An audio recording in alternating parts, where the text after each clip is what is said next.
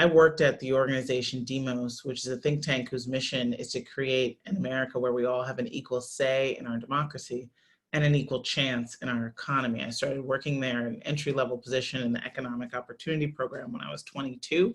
And over the next nearly 2 decades, I worked my way up to be president, where I served for 4 years before transitioning to write the book that is available for pre-order now and will be out on February 16th. The book really reflects a light bulb that went off for me. And I think that many of you in the virtual room right now may have a sense of kind of where I was when this light bulb went off.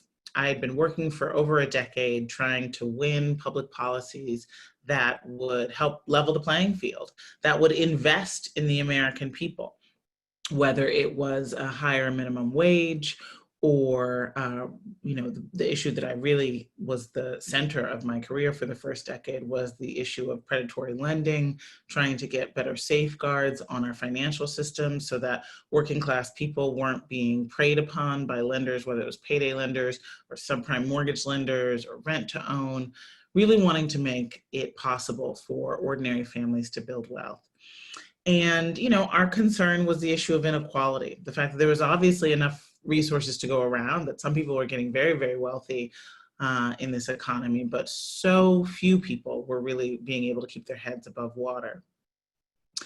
And I saw the relationship between inequality and racism, or inequality and race, as sort of linear, right? There's this problem of inequality with bad economic policy decisions, and racism makes the impacts of those bad economic policy decisions worse for people of color, for immigrants of color, for African Americans, for Indigenous people, for people whom had structurally been the subject of laws that explicitly disadvantage and are still the subject of job discrimination and housing discrimination and discrimination in the criminal justice system, right? We have inequality. Racism makes inequality worse for people of color.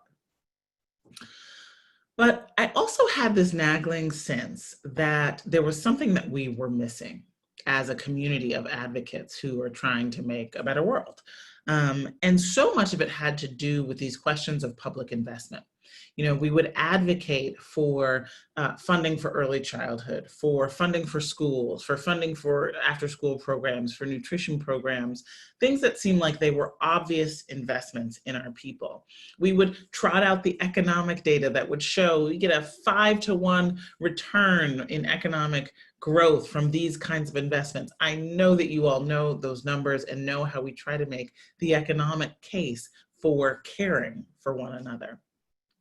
And yet still, we were seeing a growing of a movement that was simply opposed to the very idea of investing in our people and in our future.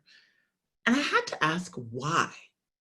Why was it that a lot of the advocates and policymakers and politicians and commentators who, said that they cared about the economy and jobs first were completely unmoved by all of our economic rationales and reasoning, all the data we put out about how this would be great for the American economy.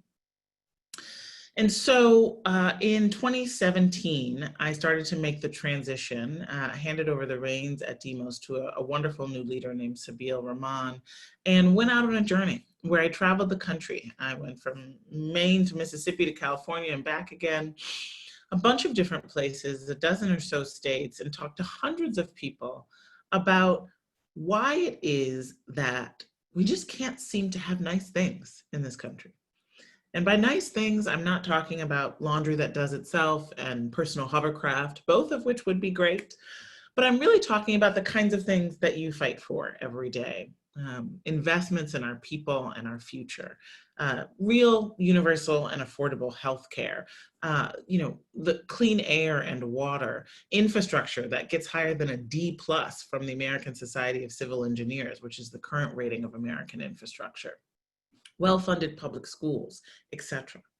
And more, as I went across the country in this journey and I spoke to hundreds of people, both ordinary folks struggling to make change in their communities, and then experts not from the area of my expertise, which was economic and social policy, but experts who focused on these deeper questions of psychology, of political science, of how it is that people see the world and make sense of it.